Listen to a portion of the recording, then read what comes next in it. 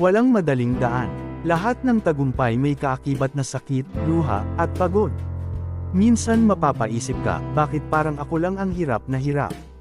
Pero ang totoo, lahat tayo may kanya-kanyang laban. Yung iba lang, tahimik lang lumalaban. Normal lang mapagod, normal lang malungkot, pero hindi normal ang sumuko nang hindi pa nasusubukan ang lahat. Kapag napapagod ka na, alalahanin kung bakit ka nagsimula.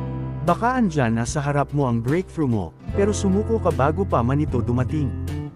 Kahit walang nakakakita sa sipag mo ngayon, kahit walang pumupuri sa mga sakripisyo mo, may resulta yan, at darating ang araw na masasabi mong, "Salamat sa sarili kong hindi bumitaw." Kaya kapit lang, tuloy lang, hindi man ngayon, pero balang araw, babalik lahat ng pinaghirapan mo. Huwag mong sayangin ang lahat ng binuno mo. Hindi mo alam, baka bukas, ikaw na ang kinainggitan ng mga dating nagduda sa'yo.